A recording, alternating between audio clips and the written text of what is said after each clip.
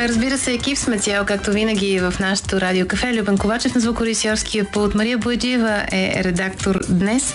А както казах, този последен час на Радио Кафето ние сме посветили, ще посветим всъщност с голяма радост на миговете на София, каквато е била. И с удоволствие казвам добре дошъл на Николай Бартоев Крижицки. Здравейте. Здравей. Много ми е приятно. Още откакто представихме тук преди време ръкавелите на стария полковник, си мислех, че трябва пак да поговорим. Уважаеми слушатели, нашия гост е част от Lost България, изгубена България. Едни хора, които възстановяват, събират, опитват се по огромно количество снимки и истории да намерят пресечните точки,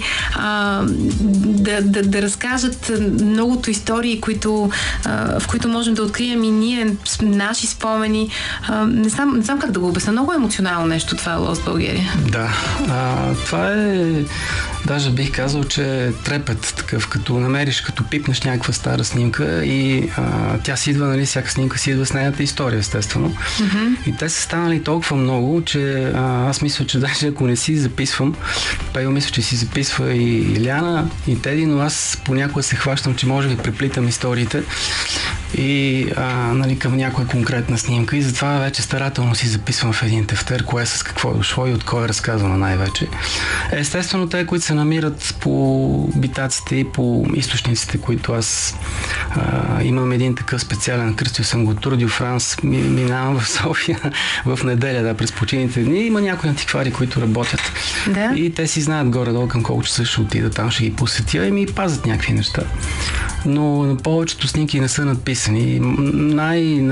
Ценното е, ако са и датирани, тогава вече може да се. Или ако намерим някоя позната физиономия, може да разчоплим цялата история пак през познати приятели, който знае, нали, историята. Така Пейо беше намерил преди време нали, във връзка с това парче, което мина преди малко, леко джазирано, беше намерил една история, която е връзката между българската авиация и първия, може би, поне първи известен на нас джаз състав, който се нарича Джаз Пикадили. Така. На сайта има една снимка с целия бенд, цялата група. Там има доста един интересен инструмент, който не е бил популярен в България. Банджо.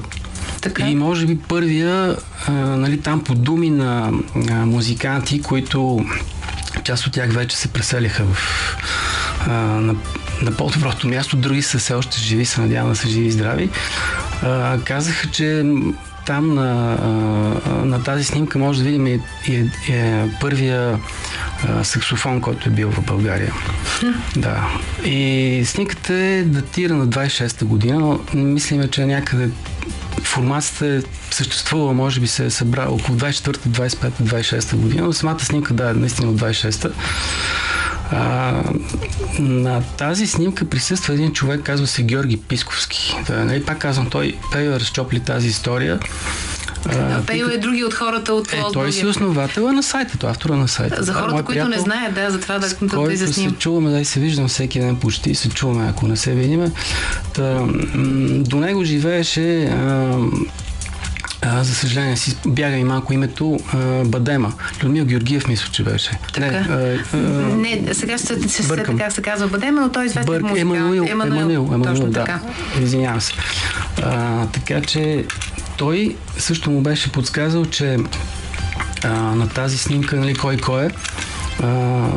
Там са бащата на Людмил Георгиев и сестра му, т.е. лелята, на известния саксофонист. И този Георги Писковски, въпросният човек е бил и аерофотограф. Нали? Дума вече не се използва, защото имаме по-специална техника, която автоматично заснема, но тогава е била правена от човек. Нали? Той се качва отзад с авиатора, нали, с пилота и снима с специални фотоапарати. Но по-интересното е, че освен музикант, нали, както казах, и аерофотограф, Те са направили, той е направил с други негови колеги и приятели са направили около 700, нещо може би близо към 800 аерофотографии на София от въздуха. Така че след време... Това 20-те години, очевидно. 26-те точно. Тогава е датирана снимката, той може би около тези години го е правил, да? Ние тогава не сме имали авиация, защото контролната комисия след Първата световна война разрушава всички наши самолети. И оттам изкочи тази история. Те са ги разчупили самолетите на основните им части, са щупили двигателите, обаче нашите техници умело са успяли да скрият поне 3 от тях, поне 3 двигателя, ако не цели, то главните им части в някакви там шопски кошари наблизо до Божурище и ни лук яли, ни лук мирисали, може би след определен период от време са успяли да сглобят 3 аероплана, на които да приспособят старите части и да пригодят някакви нови. И с тях са направили тя аерофотографии. И всъщност този Георги Писковски, човека на снимката, който е един от джаз групата Джаз Пикадили. Каква история. Да. Значи, първо за създаването и за скриването и за събирането на тези самолети от Шопския край с тях до аерофотографии и до там се стига после до една друга фотография за нашите слушатели. Колко интересен може да бъде този път на хората и ако не е живел Емануил Манолов Бадема, ето намерих по името, не е живел и той си отиде, за съжаление, през миналата година, на края на годината, на 87 годишна възраст, но той е бил някъде наблизо, за да разкаже това, ето да познае човека. Той му беше съсед, пък след това някъде може да се преместил при децата си. Така че какви интересни пресечни точки откривате и такива истории имаме време да си разказваме, уважаеми слушатели, с нашия гост в минутите, които ни остават в радиокафета ни за онези дни, както и пее следващата група. Nickelback с една доста лирична като за тях песен, която си спомня за хубавото от 80-те години. Ние обаче с нашия гост Николай Бартоев Крижицки, който как да кажа, мисля, че това е много, много интересно занимание да събираш минало, къщата минало. Това правят те в изгубената България, в Лост България. Той и пише за него, издава книги и за това време. Между другото, нека да кажем, че ръкавелите на стария полковник ще имат свое продължение. Точно така, да. Събраха се още разкази, там са около 30, още 25, може би, докато се завърти машината за печат, поне още 2-3 ще се добавят. Да. Ще стана 30. Пак ли е така? Всеки разказ има снимка, която показва някаква частица от него, или разказът е генериран от снимката? Смесено е, да. Някои разкази се въртат около снимка. Не е разказ по картинка, а просто са дошли с него, както казахме. А други са навявали някакви спомени, нещо такова. Някой ми е разказвал и за да не бъде забравено, просто да не остане във въздуха някъде да си виси още 100 години, аз ги записвам тия неща и понякога ги смесвам. И даже понякога с редакторката имаме не ожесточен спор, но такъв творчески спор, че нещо не се връзва и това го доразработва в друга история, така че... Ми е любопитно, като знаеш толкова много за кое как е било тогава, като вървиш по улиците на София, визуализираш ли понякога? Какво е било тук, къде, как е изглеждало някога? Абсолютно винаги. Това е някакво изкривяване даже вече станало, да. И си спомням, като събирахме снимките за бомбардировките, защото някои бяха снимани доста професионално, а други бяха от към определен ъгъл и руини там нищо не може да познаеш. От много близък план снимани и не можаха да се разпознаят. Те не влязаха в албума. Постепенно ги разпознахме да кое къде. Кой е албума, да кажем, с тези слушатели, които не знаят? Бомбардира на София се нарича, който съдържа около 230 снимки и всъщност там има само, като текста, само анотацията към книгата, която Пейо подготви много старателно и дълго време, даже я пренаписвахме, защото се появяваха нови неща и нови факти. Казвам го, защото някой, който ни слуша, може да не знае за кой албум става дума, За съжаление, той албума е изчерпан, но сега може би предстои ново издание, така че ще бъде в същия формат с бели корици, горе-долу като А4 представлява. Аз те спрях, ти разказваше, че като сминаваш и София, как визуализираш, че това е изкривяване. Да, и там минахме на темата с бомбардировките и с албума. На Солунска, църквата, която е първа евангелистка църква, беше снимана и зад нея група от хора разчистваха тухли и такива неща, големи късове.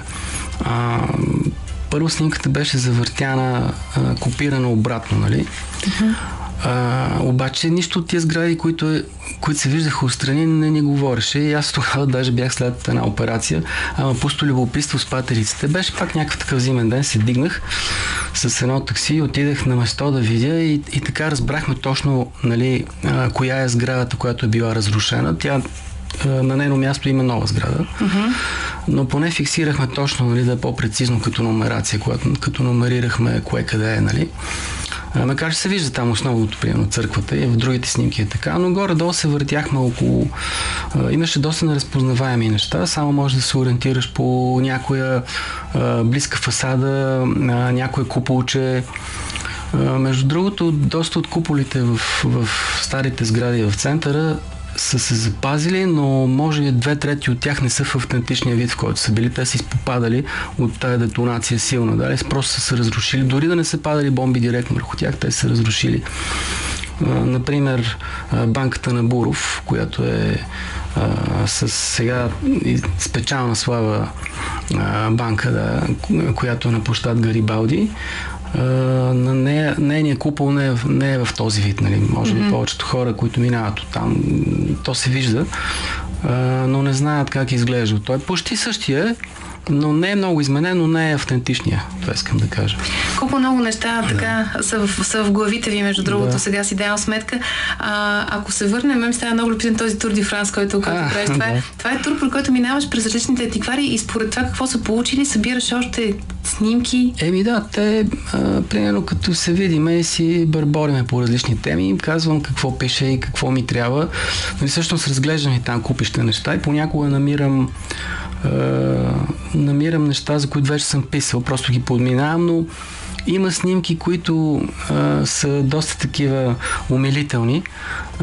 От социализма, например, попаднаха ми цяла серия и тя беше разпиляна на различни места. Явно човека, който ги е носил по антикварите, ги е носил на различни места, да си отговаря по-добра цена и те всъщност бяха но пак да попадаха в този Тур ди Франс. Примерно деца, които седат на бръснарските столчета и някой ги снима. Отзад, нали, бригадирите застанали с ножичките, с гребенчетата и така. Или пък някаква годишнина да речем Георги Димитров, седнали едни тъжни физиономии, които да отбележат отзад портрети, сложили цветя, карамфили и така. Беха много модерни карамфилите. Сега не знам дали някой ги купува изобщо. Да, с едни траурни ленти седат едни такива. И подобен тип снимки, върху които може да се направи някакъв разказ или да се вмъкнат в нещо, в някой спомен. Нали, но конкретно кой на снимките никога няма да разбера най-вероятно. Как звучи да се вмъкнеш в някой спомен? Това всъщност вие правите понякога. И се чуда дали човек няма някакъв вътрешен порив да доразкраси някакси, да си го доразкаже, защото едно се вижда, нещо е фиксирано, друго може да с друга снимка, вероятно, сигурно е голям кеф, като намериш друга гледна точка на дадено нещо. Но има ли момент на доизмислене, доизписване? Доизкусоряване? Сега, нали, винаги има някакъв плод на фантазия. И аз затова казах в началото, че понякога почвам да бъркам историите и се чуда това дали беше към тази снимка или тази история принадлежи на друга група хора, които са се снимали. Но във всички случаи нещата, които ги знаем и сме ги чували, са разказани от нали, притежателът на албума, примерно. И да речем, той преразказва нещо, което дядо му е разказва. Някои неща се губят, избледняват. Даже ми се е случило, като се видиме, пиеме по едно кафе, приказваме, взимам снимки да сканирам и след говорим, нали, по темата и след няколко дена той човек ми се обади или ми пише и вика, аз се сетих за още нещо. Тук и нали така се допълва и така. Колко започнати истории има? Сигурно са много, които имат да са разказани или да се допълват. Много са. Мога да си представя просто. След малко ще разкажем за някои от последните истории, които можете да прочетете и написани, ако ви е интересно това, което разказва нашия гост в Off News. Имам негови публикувани. Особено тук искам да попитам за един елемент от последния разказ. Това след малко. Една страхотна певица, каквато е Анук, европейска, Nobody's Life беше тази песен. Ние продължаваме да разказваме с нашия гост. Всъщност той разказва, аз задавам много въпроси за миналото на София, Николай Бартоев-Крижицки, за тези, които по-късно са се включили в нашия ефир. Той пише много и различни истории, освен книгите, за които разказваме. Втората от Ръкавелите на стария полковник в момента се пече. Така ли можем да кажем всъщност? Може би това е най-точното определение, но аз попаднах тук на един твой разказ, в който се разказва с много хубаво чувство за хумор, между другото, за плавателния канал на София. Така да малко да поразкажем за него. Това е една от софийските легенди. Да. Този разказ ще влезе то вече влиза и нали ще бъде... Не случайно, много е хубав. Това няма да разказваме целия, но мъничка такава част. Да, ще е един нюанс. Другаря Червенков, който е бил начало на държавата и на партията, решава 55-та година, може би някой му е пуснал тая муха, че може чудесно да вържеме София, нали, да направим да се изкопае един плавателен канал между Павлово, Панчарево, просто да се обърне реката Искър, течението на река Искър, която се влива в Дунав, нали, да се обърне тече наопаки, за да се захрани тази цялата работа. И се започнали едни гигантски строежи, разбира се, било на ръка. Част от как влязах аз в тази история, после се закопах в някои документи и ми попаднаха, нали, някои. Един от католическите свещеници, той за съжаление отдавна е покойник, ми даде негови снимки и на едната да ги сканирам, на която аз търсих църквата, как изглеждала старата католическа църква, не тази новата. Катедралата е върху останките на старата построена. И се чудих по едно време, ми попадна една негова снимка, която той е с бригадирски дрехи. И леко така пообръснал брадата и му се обажда и викам, ти, нали, каква е тази униформа, нали, от кои години е. Обаче всъщност отзад гледам и една сграда, снимката на площад Света Неделя и сега където е едно кафене, не знам даже как се казва, през време му се сменяха имената, на негово место, той точно с засечката на Позитано, е имало хотел, той е бил църковен хотел и на тази снимка той съществува. Значи аз го датирах преди да му се обада някъде 54-55, след това се бутнали тази сграда, не знам защо тя е била здрава. Та го питах защо си с такива дрехи и той ми обясни и тогава за пръв път чул за това цялото чудо. И след години, може би, се зачетах, ми попадна някаква снимка и един материал и тогава вече почнах да ровата. Този разказ всъщност съм го замислил доста отдавна и чак сега го написах. Та другаря Червенков започва този грандиозен план. Разбира се, после неговите помощници да мислят откъде ще се вземе толкова работна ръка, защото първо не достигат машини. Нали, колко той е имал нали, в България, имало внасяли се такива за изкупи, но багери и прочее, но работна ръка си трябва и те са решили поради липса на друга възможност да използват местното население. Между другото, Георги Марков много добре го описва в неговата книга. Точно за това ставаше въпрос, ами бяга малко. Точно за този заплавателния канал. И доста добре го описва, като казва, че нали, главният извод, който той казва, че те са го правили за тормозът населението. Всъщност, нали, идеята е била и чрез ръчния труд всичките хора, за да могат нали, да участват в това нещо. Да няма някакви, които да са се скатали. И тогава къде точно да минава само? Аз това се опитам да се... те са се опитвали да копаят, да свържат канала, да тръгне до морето. Даже да не казвам, че и до Бяло море имало някаква идея да стига. После се видяли, че толкова такъв обем от вода няма, първо и работна ръка няма така, която да копае, освен че хората са се изморили, няма и машини. И тогава са прекорили малко плана и са решили само от Павлово до Панчарево. Последствие това са го зарязали. А от Младост до София не е ли трябва да има друг канал? Аз така бях чувала. Това са различна история. Не, мисля, че това е същото. Някъде има... трябва да се разходя да ги наснимам, защото знам, че чувал съм, че има такива от изкупите места, които не са успяли да ги засипят. Защото те действително са го зарязали и после са почнали да го засипват, но и това си иска време и ресурси, така че... Какво прахосване на човешки труд просто... Някои хора си ги карали след работа, други, нали, през почивните дни и сега вместо да излезеш със семейството си, трябва да отидеш да купаеш. То хубаво доброволен труд, нали, за нещо, което да се прави, да се почиства. Толкова сгради още имало, нали, разрушени от това да се поразчистят, да се строи, но вече това е просто един безумен строеж, който е... Само ще прочета едно изречение от този разказ, няма да вързва удоволствието, където нашия гост пише така: ако бяхме построили Софийското море през 50-те години по идея на другара Червенков или по-точно по откраднатата идея от плана за развитие на областта на столицата от немския архитект Адолф Мусман, който начертава в студиото си в Дрезден градоустройствения план на София още през 36-та година, то сега уикендите на семействата на натуралния кореняк софиянец може би щяха да са свързани с гондоли да се развличат там. Това така, за да покажа и от така чувството за хумор, което се вплита в тези разкази, но да, много неща има да се наснимват и да се свързват още като гледам истории. Аз мисля, че в Държавния архив, ако отида да поровя малко, може да изкочат интересни документи за тая работа. Така, малко преди, ако направим на втората част на ръкавелите на стария полковник, пак са само софийски истории? Или не? Да, софийски са. Съсредоточил съм се на софийските истории. Да кажем една снимка, да разкажем оттам с 2 думи, примерно. Да, може. Тази снимка, която е за... ние сега сме в радиото, не сме в телевизията, някак да покажем. Да, но можем да я разкажем. Може да разкажем. Мога да те оставя да си помислиш малко, да си избереш коя от снимките от тази предстояща книга ще разкажем, което хищ не е лесно, уважаеми слушатели, в ефира на нашото Радио Кафе. Продължаваме да разказваме истории за някогашна София с нашия гост Николай Братоев-Крижицки. Много благодаря на нашия редактор Мария Бояджиева. Нали си говорихме с теб за Георги Марков преди малко? Тя ми е пратила един линк за дощния репортаж Софийското море, така се казва.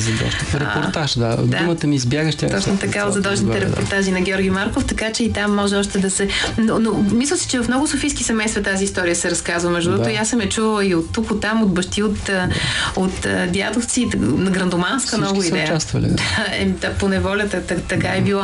Добре, коя сега снимка или история ще разкажем малко така превю ще направим на втората книга, на вторите ръкавели на стария полковник? Като говорим за втората част, да призная, че още не съм измислил име, но обикновено се кръщава, нали, на разказ. Така че ще намеря подходящия, ще я кръстя. Иначе снимката, за която се сещаме, тя ми е още 2015-2016. Документите на зоологическата градина ми бяха предоставени от Екатерина Зарева, тя работи там. И всъщност и с нейния съпруг, режисьор Краси Симеонов, се опитваме сега, няма да говоря за това, защото още, нали, не е секрет, нали, но не бих казал и нещо средно между тайна и секрет. Разработвате сценарий, само толкова казваме и нищо повече, Да, за един пак опасен човек, който тогава е бил наричан терорист, нали, но той всъщност е бил доста находчив и предприемчив и даже освободил свои приятели на 15 септември, маскирайки се като милиционер. На онзи 15 септември? Да, 44-та, няколко дена след 9 септември. Иначе снимката представлява разчистване на останките от някои сгради, които са изгоряли по време. То пак по темата за бомбардировките се видях с Екатерина. Нали, затова снимките са на тая тема. И това е старата зоологическа градина. Може би старите софиянци се сещат къде беше. Тази в центъра или има по-стара? Точно. Срещу БСП? Тя си била. Тя си беше, като дете се ме посещава много пъти, но след това я преместиха сега където е. Да. И аз я помня тази детска градина, тази зоологическа градина. Да. Ужасно миришеше, не знам от коя клетка, но като вървиш по Гурко и завидиш към стадиона, ужасно миришеше. Не си спомням какво имаше там. Дали бяха мечките или нещо друго, както и да. Тези хора събират, разчистват отломките от изгорелите сгради, в които са и снимката, т.е. разказа по тази снимка, който съм написал, е следния. Тогавашния директор на зоопарка, Патев, заедно с един негов помощник. Той се казва Патев. Патев, да. Много интересен човек също, да. събират по околните сгради избягалите маймунки. И Патев казва на този неговия помощник да се облече с нещо по-дебело, нали, смисъл и ръкавици, груби да си сложи, защото те са маймуната, както знаем, тя е по-силна от човека. Освен малките, нали, има малки породи, има големите, са доста по-силни, макар че изглеждат много мили. И той му каза, обличи се с нещо по-такова, нали, да не ти скъсат дрехите, защото може да са агресивни, да ни нападнат. И отиват, обаче те, нали, като ги видяли, защото маймунките се криели в ходовете на Гурко и отсреща сега, където е Министерство на спорта, мисля, че се водеше. Да. И това е било едно училище. Сега точно не мога да се сета. Как му беше ново, как му беше. Мисля, че Кирил Методи се казваше. И те се крили там. Той също бил ударен от бомбите. Явно някъде отзад, където са намерили избити врати или прозорци, те са влезнали вътре и там са ги открили. Целият този разказ си дойде, нали, с купчината снимки. И, нали, от една страна беше много смешно, от друга...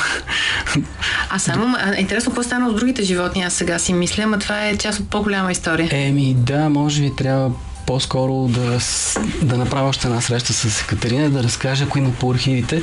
Доколкото знам, Патев директор е събирал с тези колички овощарските, е ходил из града. Говоря непосредствено след бомбардировките, когато повечето граждани са се изнесли от града, нали, евакуирали се.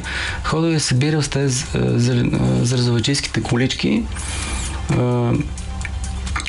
трупове на убитите, примерно коне или волове някъде и такива по-едри животни, за да нахрани с тях. Явно лъвовете и тигрите, не тези хищници са оцеляли и са ги събрали. Волиера е бил разкъсан, това, което е голямата клетка за птиците, са излетяли доста птици на свобода.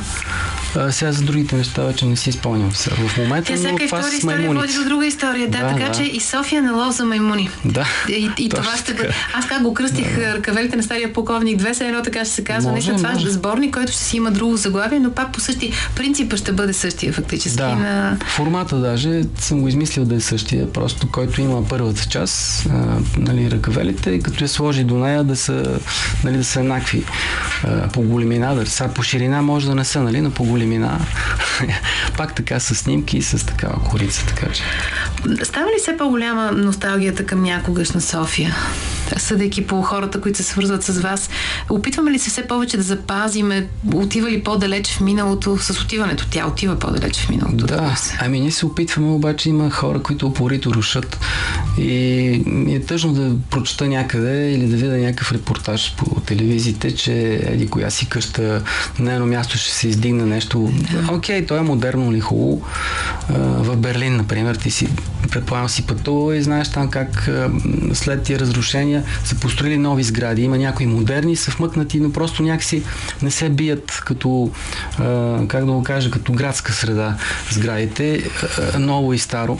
Докато при нас мисля, че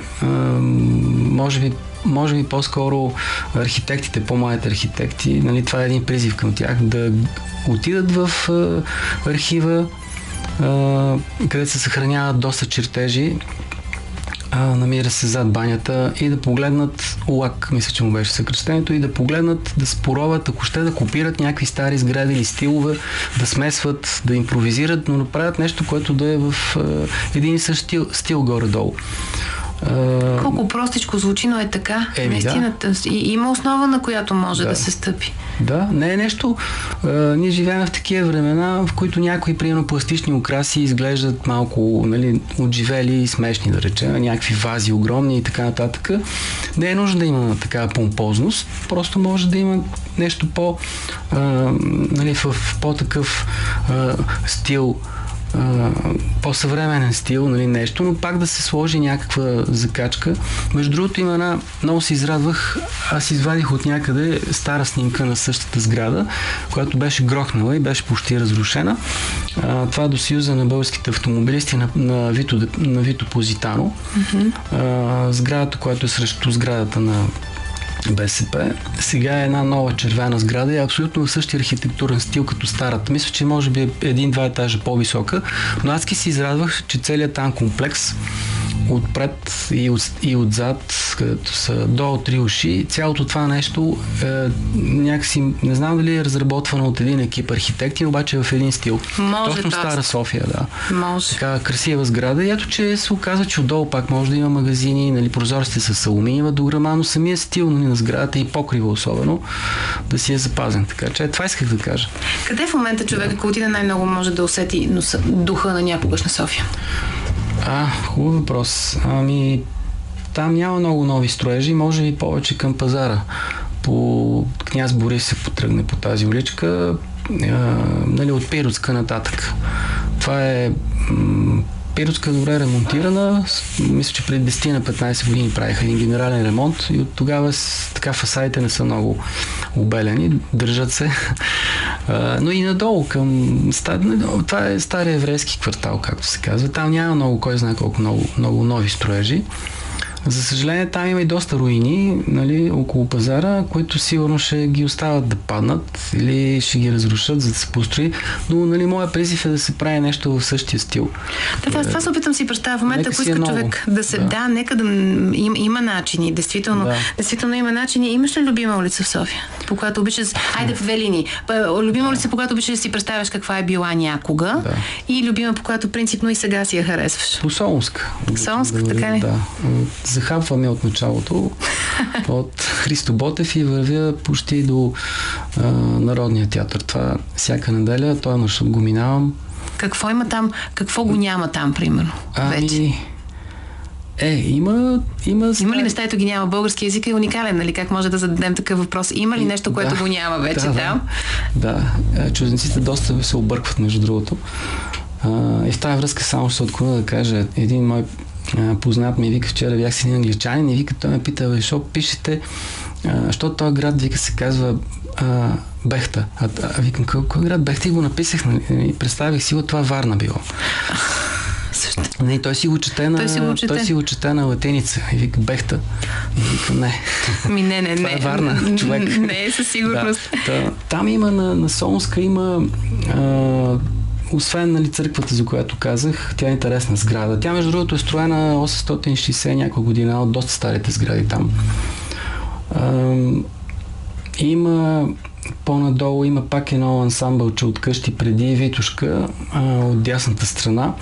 Са добре ремонтирани, добри примери даваме на финала на разговора, все пак. Имам още един призив, просто когато много се дразна, като видя хубава нова фасада, речем в жълто или в някакъв такъв пастелен цвят направена и изведнъж се появяват спрейове и надписи, което е ужасно грозно. Нали, верно, че хората искат да си млади хора, които искат да се изявяват, нали, да драскат, ама нека да го направят по-организирано, да драскат, примерно, някакъв конкурс, който е за такива тагове или за нещо такова, но не и по тези фасади, защото е ужасно грозно. Да се мисля общо взето, да си спомняме хубавото, което е било. Кога е била най-хубава София в миналото? Гледах, ще ти кажа, аз откъде започнах всъщност да се интересувам от снимките. Георги Тахов, един от най-старите изследователи, в смисъл по-съвременните изследователи на София, има едно малко албумче, което е с стари снимки. Там се виждат, не бих казал панорамни, но може би са съчетани няколко снимки, се получават като панорамни.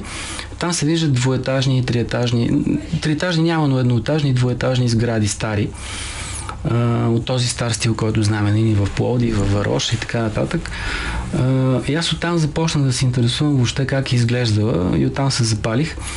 И кога е изглеждала, може би 20-те години, който е бил бумът на строителството до 30-те, до края на... Даже би казал до 40-те години.